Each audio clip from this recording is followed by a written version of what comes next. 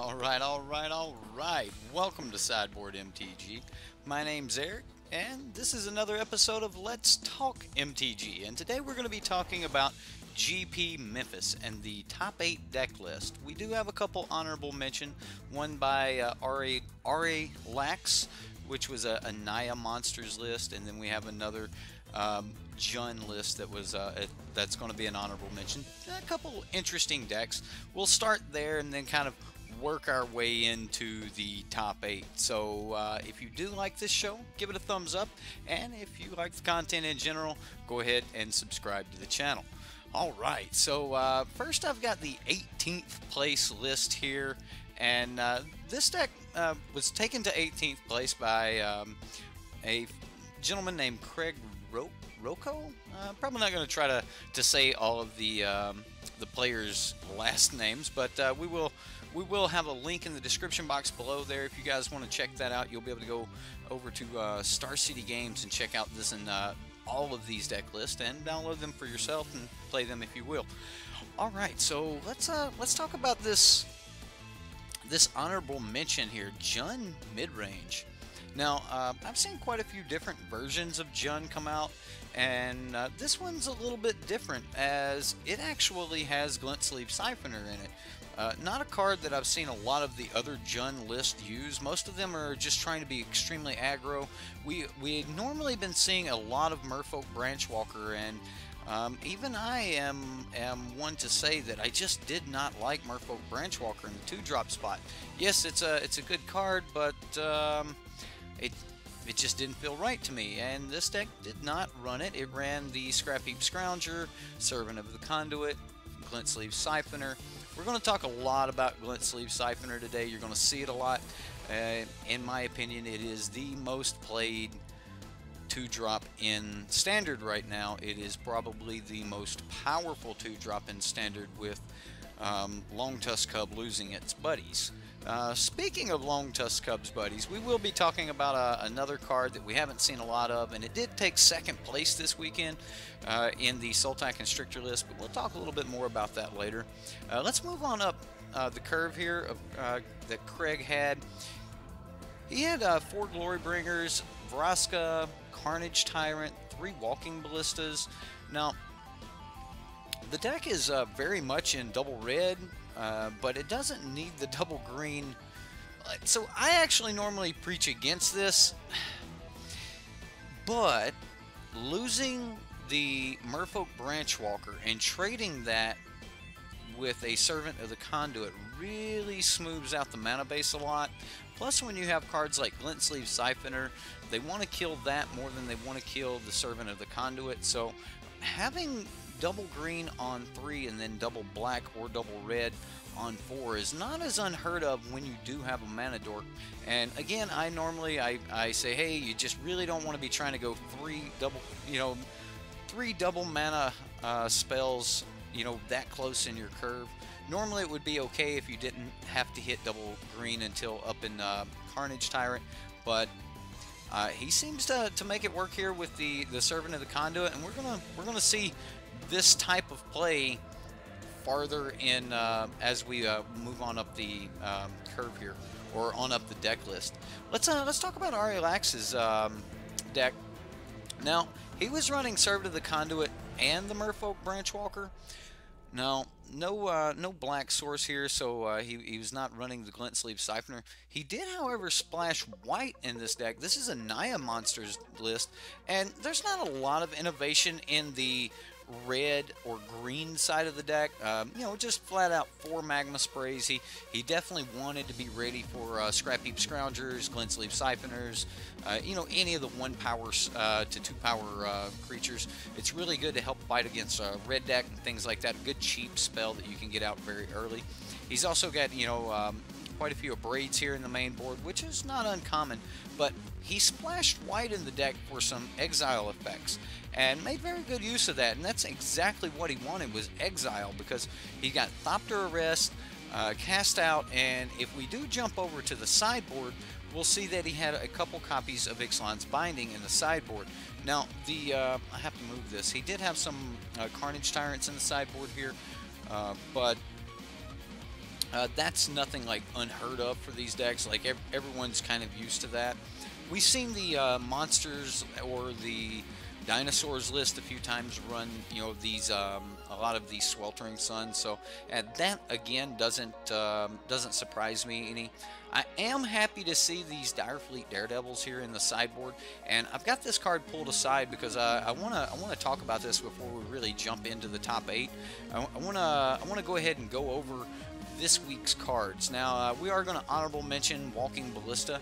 As we go through the top 8, we're going to see Walking Ballista in a spot as you know, more than one copy that we normally don't see. Now, it's not unheard of to see this where we're going to talk about it, but it is more copies of it than we're used to seeing. I'll say that, and I'm going to talk about why I think that is the case, and so we'll just start right there with Rekindling Phoenix. I think Rekindling Phoenix is going to be the reason why Walking Ballista's value is going to go back up. And when I say value, I mean playability value. I'm not worried about the card price itself so much as its playability and standard. I really think that with Rekindling Phoenix and Walking Ballista, it's going to make Walking Ballista just a little bit more powerful, as they're easily able to, you know, use a counter or use something to remove you know, the Phoenix, and then simply shoot the little totem that is left behind, and then, you know, that'll deal with the Phoenix, and it keeps them from getting 2 for 1, especially if they got some extra copies. Another card we're going to talk about is Hadalta's Climb. This could be the card that has pushed Sultai back into the limelight. It is there's another card I want to talk about because there's a lot of Grixis energy here, and that's Bonus Hunger.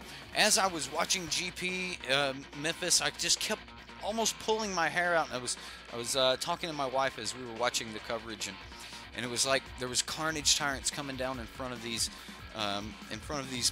poor Grixis decks that just had no way to interact with them, and Carnage Tyrant was just running rapid, just carnage everywhere, and these Grixis decks just did not have an answer for it, and the board would be clear or manageable, and then Carnage Tyrant, and things would get out of hand from there. So I definitely want to talk about Bonus Hunger, and I think that more of the Grixis decks might want to look into this card, at least a few copies in the sideboard, especially when you're running those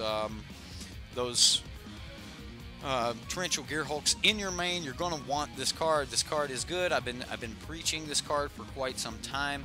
Now, another card that I have been preaching and saying that this card is very good and it is very useful, especially in those Grixis mirrors, is Direfleet Daredevil. And we've seen it in the couple copies in the sideboard of some of the other decks. If you're running red, you can probably find a spot for this card with the number of Vraska's Contempts that are being used, the number of other good spells that are being used. This is a card you can make use of if you can cast it with red. If you have red mana, please really look into this card, especially if you're Grixis. You need to be looking into this card. It flat out won the mirrors for Matt Kling, who came in 3rd place with his Grixis deck. Another card, again, Glint Sleeve Siphoner. The number of times we're going to see this card in these top 8 is going to be phenomenal. It is definitely showing us that, you know, again, how powerful is that energy mechanic. You remove these other things, we're going to find the best thing that we can do with this energy. Now, this may be what's left. Like, this may be, okay, the entire energy mechanic has now been summed into making Thopters and drawing extra cards. I'm okay with that. That is not unbeatable. However, it is very powerful still. And the only other thing that can really be done with energy right now is these +1/1 counters and protection. Baby Carnage Tyrant, if you will. And when it's being run with something like Hadalta's Climb, well, you get 2nd place at GP Memphis. Okay, so we will talk a little bit about Hazard, but Hazard didn't show up quite as much this week. The show was mainly run by Vraska. And it's just great to know that Vraska is the #1 assassin on Ixalan. out of all the rivals of Ixalan and in the entire plane, Vraska is still the #1 kill spell. Even Fatal Push is getting pushed back. A lot of people are running Vraska's Contempt. More copies of Vraska's Contempt than a lot of the other cards for removal. So Vraska definitely showing that she is going to be the removal spell to deal with almost anything and everything in the meta. So yeah, I'm pretty happy to see that. It's a little bit lore-tastic for me. Next here, we will talk about the Scarab God. Again, more copies than normal starting to show up in some of these decks, and that is causing some of the other decks, like the red-green decks, to start running cards like Struggle to Survive. We'll talk about this a little bit, as it did show up in our first place deck as a 2-of in the main board. So let's go ahead and talk about the #1 deck this weekend, and that was red-green monsters. And just a, 4 of Earthshaker Kenra and Resilient Kenras. This could almost be called red-green Kenras. Sorry, only 3 Resilient Kenras, but the card really, it just won the games for him. Coming back, giving, very powerful cards, the even more power, giving him just more things to bring back out of the graveyard, giving me a lot of reach in that late game. Now, even though he didn't have a lot of removal, he did make use of the 7 spells that he did have. And man, I've got to say, I enjoyed watching the finals. I enjoyed watching the semifinals. He was just really doing a lot of work here with the Rekindling Phoenixes. This card definitely earned its money this weekend. I have personally been talking about, is this worth $20? Is it worth a $20 card to be able to just make sure you're getting that Vraska's Contempt out of their hand? And it looks like it. It looks like in multiple copies, Rekindling Phoenix is definitely going to be something that we've got to deal with.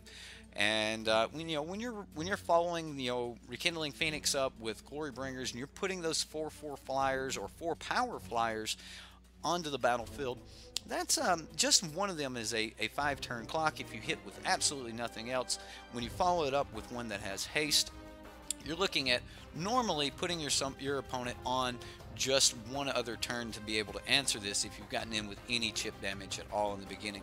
And then, of course, Struggle to Survive. We will be like, this is red-green's answer to to deal with the Scarab God. Now, I think one of the reasons Ari Lax brought in the Thopter Arrest and the cast outs was because he was having a problem dealing with the Scarab God. And we did see this kind of backfire just a little bit, as right after the resolving of a Struggle and a Survive to kill the Scarab God and shuffle it back into the opponent's library, the opponent then drew the Scarab God right off the top. And if you do exile it, that is not an option. That's not going to happen. But it also could shuffle in your Kenras and such. May or may not be a great thing, but I definitely think that it is a very powerful card, and if you don't want to splash into other colors, this is going to give you the answer you need to deal with the Scarab God. Now, we will see a couple more copies of this, or one more copy of this in the sideboard, and that's gonna kind of be what he had to deal with everything. It's kind of hard to deal with the Scarab God, but there are some instances where you have to be 2 for 1. You swing with a Phoenix, or you block with a Phoenix, and then you Magma Spray or something like that. Those are some options. You will see that he did have 3 Magma Sprays in the main board, so there were other ways that he could deal with the Scarab God. Exile it. If you Magma Spray and Struggle, you don't have to Survive to put it back in.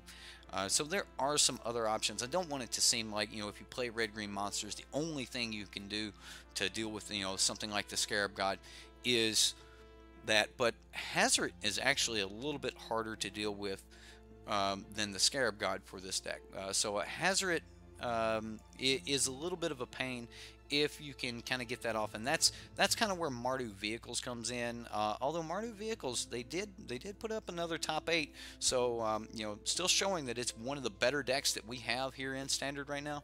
But I really like where this red-green monsters deck is going. His Struggle to Survives definitely helped him get through a top 8 that was just covered with the Scarab God. So that is definitely going to be our takeaway this week, is make sure if you think you're playing against a Scarab God heavy meta, that you're probably going to want those, you're probably going to want the Struggle to Survive. So either way, I really like this deck. Not a lot of innovation here in the lands, you know, just pretty simple aggro deck, mid-range deck, getting in there, just not letting up. A good solid curve like any good monsters deck. Now it's time for a little bit of innovation.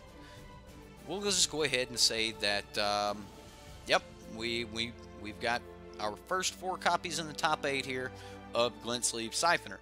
Alright, so we then have matching copies of Fatal Push and Vraska's Contempt. And of course, if we look at the sideboard, we will find the rest of the play set for both Fatal Push and Vraska's Contempt. Cartouche of Ambition. This was a really good card for him as he went through the meta. The only real reason in the sideboard for this deck to be in blue is for the negates, and I believe that it was kind of necessary that he had the negates. Now you'll notice that yes, he was in blue, but no the Scarab Gods. This is just Verdurous Gear Hulks, Walking Ballistas. It is a good solid snake deck, but 4 copies of Bristling Hydra. He's a little bit more on the energy theme than we have seen lately. Normally these decks are trying to run the Merfolk Branchwalker here in this slot, and he did not elect to do so here. The Servant of the Conduit allows for a much more powerful turn 3. So if he can have 4 mana on turn 3 so that he can answer with, answer cards a little bit easier, or just slam down that Bristling Hydra. And I think most of you guys can remember from Teamer Energy that if you can control and gain enough energy to actually keep this Bristling Hydra in a powerful situation, or keep this Bristling Hydra on the board and keep him from being targeted, this thing's just going to take off. But what really got him through the top 8, in my opinion, is going to be Hadalta's Climb. Now, a lot of people have played around with this card, and at first, I kind of just marked it off as it doesn't really create the most powerful curve. But what it does is it is actually very hard to interact, or not only is it hard to interact with, it is hard to remove. If they're not holding a negate or something like that, they have to have a Field of Ruin and pop it once it flips. And I'll promise you, in this deck, flipping it is not a problem. A lot of times he can even have enough energy that he can pre-pump the Bristling Hydra for 1 or 2, and then by the time the Hadalta's Climb gets to combat step, it puts the 3rd counter on the Bristling Hydra, and then from there it flips, and then you have a Flying Hydra. And if any of you guys remember Pummeler, Flying Hydras are a little bit hard to deal with. So even if you don't have to pump your Bristling Hydra and waste your energy, there are other ways to get those +1/1 counters. No, there's no Rishkar, but you can get additional counters just from the Winding Constrictor. So even if he doesn't get it, all on a curve, a lot of times we see him just have that good creature there, and it just gain 1 or 2 +1/1 counters, and then threaten to flip the next turn, giving him a ton of mana and a ton of flying power. So Hadalta's Climb, really, really good here in the Winding Constrictor deck. So it's definitely something we're going to have to be on the lookout for, and we might have to start seeing more Thrashing Brontodons in the main board of these green decks to be able to deal with opposing copies. I am a little bit curious of how the mirror match is going to start. What type of innovation does this deck start to put in the deck for a mirror match? I mean, this is the only blue card in the main board, paired with only 3 negates in the sideboard. So I am very, very curious as to what innovations come in the future for this deck. But it was good to finally see a Sultai deck get into the top 8, and I'm going to say that he fought all the Grixis decks with no small amount of help from Blossoming Defense. So, you know, gotta give props to, you know, a protection spell like this when you see a deck get through this much targeted removal. So let's actually talk about some of that targeted removal. First off, the third place Grixis Energy deck was actually one of the closest decks to my version. However, it was still very far from my version, and that doesn't mean anything, honestly, except for, you know, I was actually happy to see a couple cards that I main board that other people do not show up in the top 8. So I'll just talk about that one first. Dahle Daredevil in the mirror. This gets you extra copies of Vraska's Contempt. This gets you extra copies of Harness Lightning. This gets you extra copies of Fatal Push, or even you know, in certain matchups you'll get a copy of Glimmer of Genius or something like that, and that is no weak card in your deck. However, most of the time you don't want to run it yourself. You leave that to the Blueblack Control decks and things. But if you can get a copy of it, that ain't bad. And just like Gonti gets you an extra card, sometimes you'll bring this back with Scarab God later in the game and get yet another card, including control cards like, you know, counter spells and things. Now, yes, it does have to be an instant for you to cast it on your opponent's turn. You're not going to get away with, you know, casting. It doesn't change the speed of the card, so you're not going to be able to get away with casting a sorcery or something like that. However, it will allow you to, you know, cast or activate a counter spell in their upkeep and say, okay, well, now I have a counter spell for your entire turn. So that is something that you could do. It would require, like, you know, 6 or 7 mana, but I have done it just to guarantee, you know, that certain spells couldn't be cast or something like that. Either way, I did really like this card in my Grixis Energy deck, and it looks like it helped him fight through a meta full of Grixis Energy, and I'm sure it was no small thing to help him get in the top. I keep saying that for some reason, no small thing. Anyway, I think this was a really big piece of innovation, and that is a lot of times what will win the mirror matches is a good innovative piece of tech, and I think this is the mirror match tech. It's actually really good against red deck, as well as they use shock and things like that to remove your glint sleeve siphoners. You can easily turn 3, play this, and then, you know, use that shock to remove, like, say, an on-crop crasher or something like that. So the first strike is also no small thing. Again, the first strike is very, very relevant, especially with the amount of burn damage that you have in this deck. You can easily put something like, you know, magma spray onto a creature, and then the first strike will have killed that kill that creature before normal strike damage happens. So the same thing can be done with a braid and harness lightning and such. So that's pretty cool. Helps out, you know, makes it actually block against creatures that would normally it wouldn't be able to block against, including things like Gonti in the mirror, which in most situations Gonti's just like getting through no matter what, because you just don't want to stop it with any of your creatures. Now, I'm personally not been really fond of Whirler Virtuoso, but with the rise of the Hydra, I think that I may have to relook this card. It looks like that we are going to have to, you know, start upping the count of Whirler Virtuoso in the Grixis decks again. I personally had dropped down to 2 copies of this in my deck, and then even took the card completely out of my deck for a little while. But it looks like with the Hydra coming back, we are going to need some copies of Whirler Virtuoso. However, Bonus Hunger has been doing very well for me, and it just may not be necessary. We will see as time goes, and you know, we test more. Whirler Virtuoso may drop a few copies, but we are seeing it as a 4 of here, and you know, that's the same for Vraska's Contempt. A lot of these decks are running 3 and 4 Vraska's Contempt. Chandra as a 2 of, pretty much standard at this point.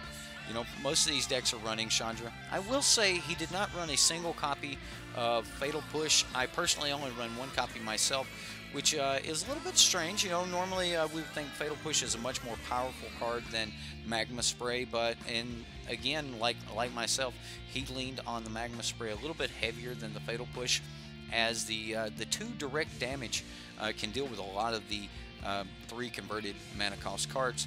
And Jadelight Ranger is no joke, and being able to Magma Spray Jadelight Ranger with the triggers on the stack, that will help you deal with that card before it can grow out of range. And if there is perhaps a Winding Constrictor or something on the battlefield, dealing with the Jadelight Ranger might be more important, especially if they're not running Rishkar, which will actually put the counters over onto the Winding Constrictor. I did find that quite interesting. I personally really like the new Winding Constrictor deck, and it did beat this deck in the semifinals. If you guys didn't get a chance to watch that, I recommend you guys go watch the semifinals. He does have a second copy of Torrential Gearhulk in the sideboard. Nothing really outstanding here in the sideboard. He just has a really direct answer for a couple decks. It looks like he didn't diversify his answers very much. He had a very linear thought, and I'm going to deal with Glory Bringers, red deck, things like that, artifacts. He's got a couple copies of this in the main board. Just mainly a lot of 3s and 2s here, so not a lot of diversified threats or diversified answers, but just a really good solid Grixis deck. Now, 4th place here, 4 Magma Sprays, guys. Oh, and a Kassan to Oblivion. Just a bounce spell. We've seen that a little bit in last week. We also see Champion of Wits, which this is a card that I personally run. Pia Nalar, this is a card that I mentioned that if we didn't actually need the energy, we might actually see Grixis decks start to pick this up, as sometimes you just want that Thopter, and in the Grixis Mirror, a lot of times they can kill your Whirler before you actually get the energy to make your Thopter. So, Pia Nalar doesn't allow for that. She just gives you your Thopter. One way or another, you are going to get that value. So, this is kind of good in the Grixis Mirror. Now, we did see a little bit more of a diversity of threats or answers in this deck. Singleton of Braid, 1 Consign, which, it's just a bounce, 1 Pia Nalar, a couple Champion of Wits, 1 Rekindling Phoenix, a Liliana, and a Confiscation Coup. Now, Confiscation Coup is a card that we do see that I didn't mention in the 3rd place deck. He's running 2 mainboard copies of Confiscation Coup, and that kind of makes me go back to the old 4-color energy decks and the Teamer decks. They were running these Confiscation Coups, just a way to grab your opponent's the Scarab God, but it's actually become really good tech against the Phoenix, as it does give you the 4 energy, and the 4 energy will give you the Phoenix. If they do kill your Phoenix, you will get the token. They will not get the token. It will go to their graveyard, but you will have the totem that recalls it. So forever you will just have a totem. But this guy actually decided that he was going to run 1 Phoenix of his own in the graveyard, and because he has a main board Liliana, I'm sure that it is very likely that the scenario could come up where he has pitched his Phoenix, he steals a Phoenix, they kill it, and he still gets his Phoenix back for it. So, I mean, I can see some things like that happening. The rest of the deck, though, is just 3 of the Scarab Gods, 3 Chandras, 4 Vraska's Contempts, and, just exactly that mid-range package that is extremely hard to deal with and will put a lot of tax on your opponent's copies of Vraska's Contempt. Just seeing 4 copies of Vraska's Contempt in these Grixis decks is just, that's a lot. That's a lot of exile. He went with putting his Gontis and stuff in the sideboard. A couple Argyle's Bloodfast. I guess this is a decent tech against a control matchup. Most of the time, there's you're just wanting to get in with the Glensleeve Siphoner and such, but against a control matchup, I can see this being a good piece of tech. He did lose a negate for that, but he makes up for it with Supreme Will and Duress. A couple Chandra's Defeat. We see this in both the 3rd and 4th place Grixis decks. So Chandra's Defeat, definitely one of those cards that probably help them get through a meta full of Phoenixes and Glory Bringers and such. So that was your top 4. Let's talk about our 5th through 8th decks. Now, Mardu Vehicles, Grixis Energy, UB Control, and UB Control. So we'll start here with Mardu Vehicles, and this is not a lot different from many of the Mardu Vehicles decks we've seen in the past. You know, 4 Toolcraft Exemplars, 4 Momac Couriers, 4 Heart of Kirin, 4 Scrap Heap Scrounger, 2 Pianolars, and 4 Unlicensed Disintegration. Now, that is basically the new Challenger deck right there. Throw in a couple of Abrades where, you know, the Challenger deck has some Lightning Strikes. And then we move on up the curve into the expensive part. We get a couple Hazards, 1 Chandra. Let's show that Chandra. 1 Chandra. And then we get a 2 Rekindling Phoenix. So even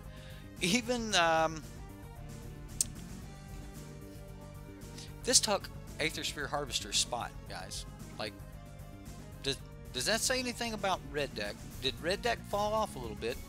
That we didn't need Aethersphere Harvester in the main deck of these Mardu Vehicles list? Were they able to just finish the curve off with the Rekindling Phoenix? Is this where they're going? 24 lands, which is one to 2 lands more than we're used to seeing in some of these Mardu Vehicles lists.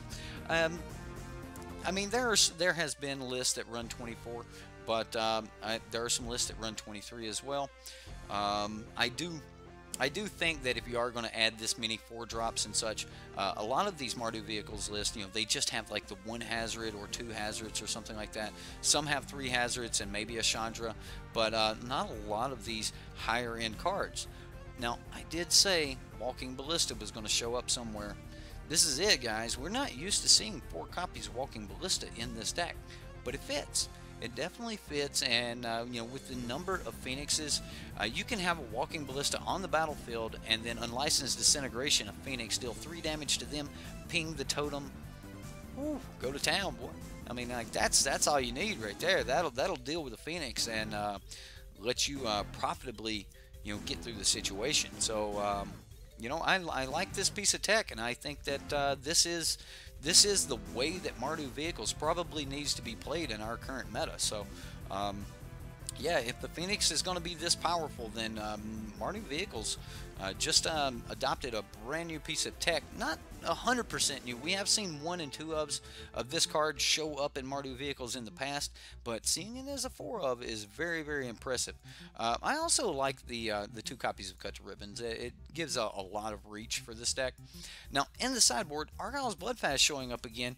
Profane Procession, if you land this against the UB control decks, it is just over for them.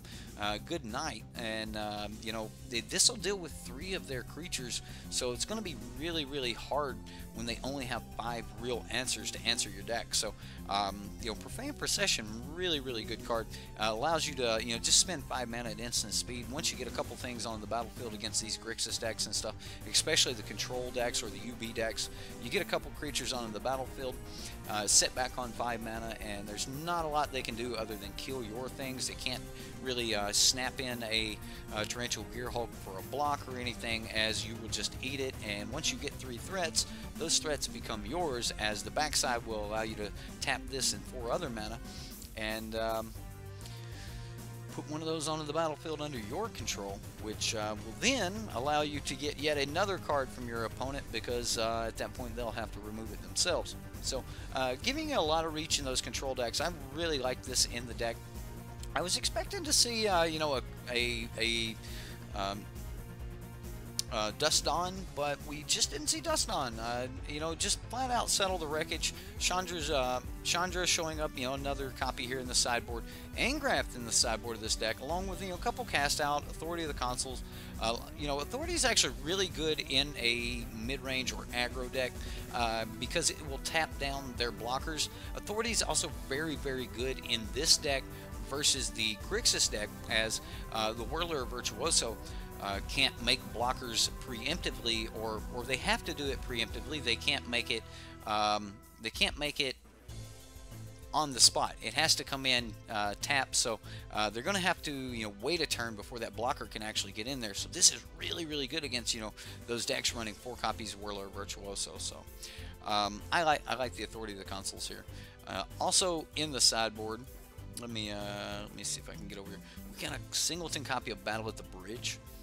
Battle at the Bridge deals with Hazoret. It's just a really good card in the mirror. It's not instant speed, but you can gain a lot of life off of this. I really like the card, and you know, seeing a singleton copy here, you know, that just kind of it's kind of one of those pet kill spells for me. Now, you know, everybody likes Vraska's Contempt, Magma Spray, that sort of thing, but you know, I like Battle at the Bridge. I think it's highly underrated, especially when you can pump a couple extra mana into it because you have a couple artifacts or something like that. So Battle at the Bridge, really good in our current meta. I also, you know, I'm going to say that the cut is really good at dealing with both the Phoenix and the Glorbringers, because you got to be able to get those out of the air.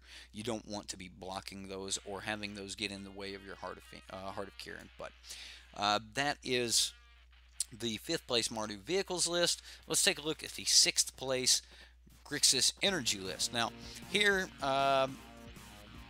before we even get started, I am going to say there is one thing I like about this list more than anything else, and this is what I'm going to call a stock Grixis Energy. This is as stock as I could possibly think of for this list.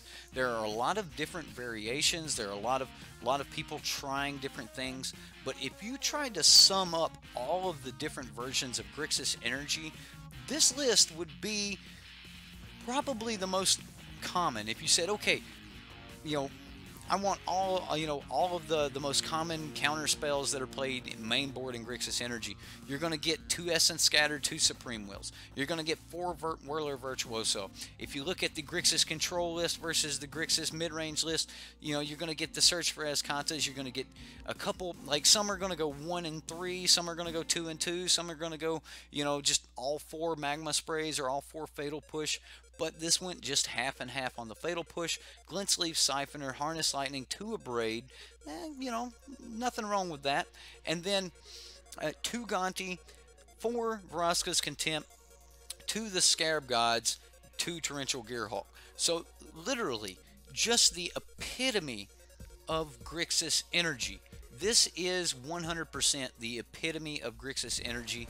If I was going to tell anyone, hey, you know, grab Grixis Energy and then tweak it a little bit, you know, to how you would want to play it, this would be the stock list I would put them on for them to start tweaking. So if you wanted to, you know, tune your Grixis Energy list, start here. This 6th place list, it is literally, I'm going to end up saving it on my MTGO account as a stock Grixis list, so when I want to build, I will just start from here. The mana base is so close to my own personal mana base that it is a little silly. And you know, when I say stock, this thing is extremely stock. As a, you know, 2 swamps, 2 island, 2 mountain, 4 of Spire Bluff Canals, 3 Fetid Pools, 3 Canyon Sloughs, 3 Dragon Skull Summits, 3 Drowned Catacombs, and then 4 Aether Hubs. Like, just as stock and as split as you could possibly get it. The deck is, I don't know what else to say. It is a stock. Let's look at the sideboard.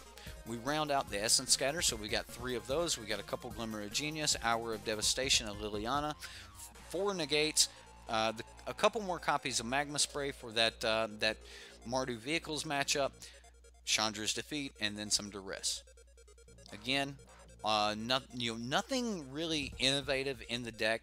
I would say that the Glimmer of Geniuses and the Hour of Devastations are a little bit more innovative than anything else in the deck, other than the fact that this is a pure stock list. If I was going to say that you wanted a consistent Grixis deck, you wanted a Grixis deck that would give you kind of the same feel almost every time you played it, and you were going to put it on your opponent to be the one who had to come outside the box. You were just going to run a good, consistent Grixis deck.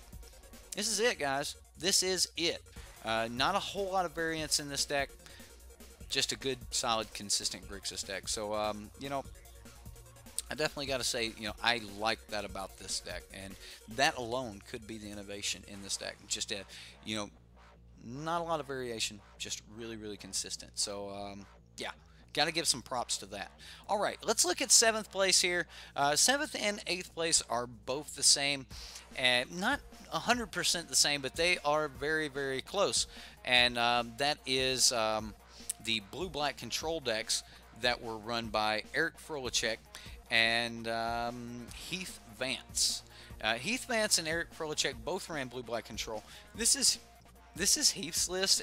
You know, four Fatal Push, 3 Moment of Craving, 4 Veraso's Contempt as the removal package, 2 Search for Escanta for, you know, that card draw, 4 Glimmer of Genius, and 1 Hieroglyphic Illumination. I don't necessarily agree with this. I still agree with Oliver Tomako's list, where he ran the 4 Hieroglyphic Illuminations and 1 Glimmer of Genius, because again, the you know, when you're trying to flip a Search for Escanta, being able to just cycle those lands off into, or cycle those Hieroglyphic Illuminations off into the graveyard, and then, you know, when you get a chance, and you know, you might be able to snap back into those with a Torrential Gearhulk later.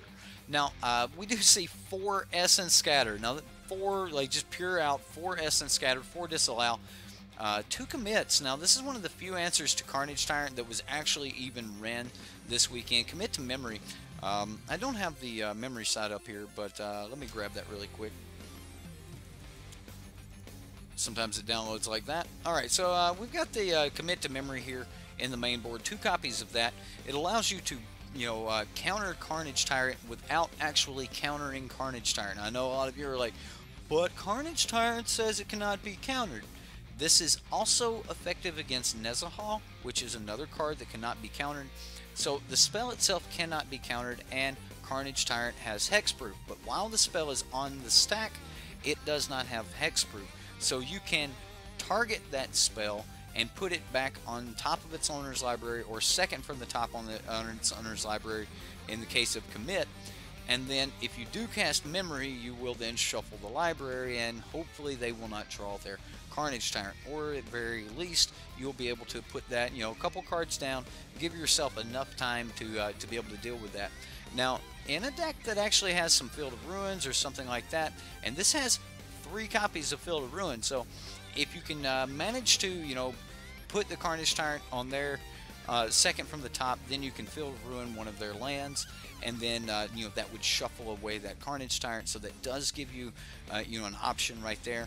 I want to point out that interaction because, again, you know, watching these decks, they had no Bonus Hunger. They had no way to deal with those hexproof creatures.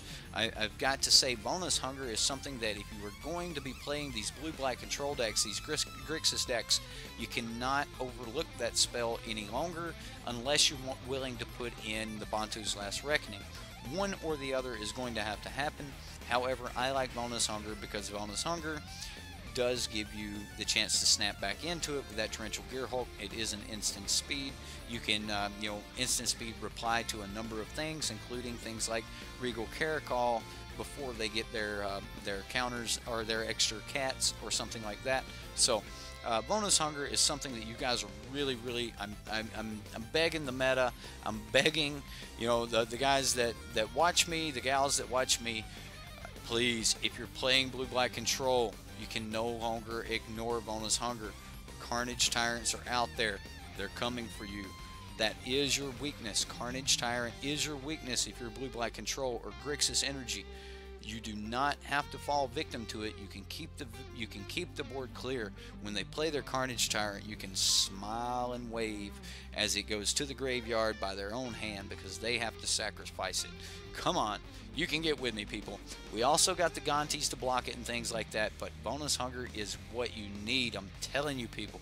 Come on, you got to get with me. You got to get on this Bonus Hunger game. It is the card that put these decks out of the top 8 was Carnage Tyrant. So again, the only option most of these decks have is to, you know, get the Scarab God down, create enough power to get in front of it, maybe get a Death Touch guy in front of it.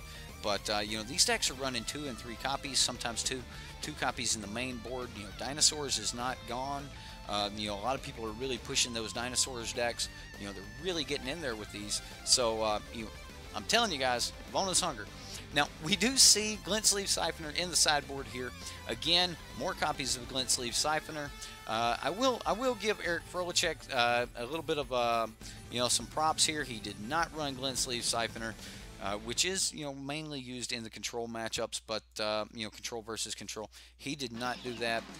Didn't really have the opportunity to in his game against the Red Green Monsters deck. As soon as he got into the top 8, he did go up against the Red Green Monsters deck that took down the tournament. It put Eric out pretty quick. His deck didn't really draw a really powerful line, and it just didn't give him a lot of interaction. And we just didn't get to see a lot of play from the Hall of Famer there because he just didn't get to draw really well. I would have liked to have seen a much more interactive game, but unfortunately that was just not the case. So bummer that we didn't get to see our one of our beloved Hall of Famers in action there, but there's going to be more times. Eric Frolicek's not going anywhere, and he does his that daily the deck of the day. So we'll be seeing Eric Frolicek around a lot more. But anyway, Metallurgic Summons here in the 7th place deck in the sideboard as just another piece of tech. We will see a Nizahal here. River's Rebuke also in the sideboard, and that's pretty much it. A couple other little pieces of innovation would be the Golden Demise, Contraband Kingpin. Not really something that we don't expect. The 4 power and the lifelink was very, very handy against some of the red deck matchups or the Kenra matchups. It allowed him to to gain a little bit of that life back. It's also very hard to abrade this. Some of those decks only run the magma sprays and the abrades, and they just can't get big enough to kill this. And with the people backing off of the fatal pushes, that leaves a way for Contraband Kingpin to actually be a little bit more powerful than it used to be. So this could be showing up in a few more of the sideboards, and I wouldn't even be completely opposed to seeing it in the sideboard of a Grixis Energy deck or something.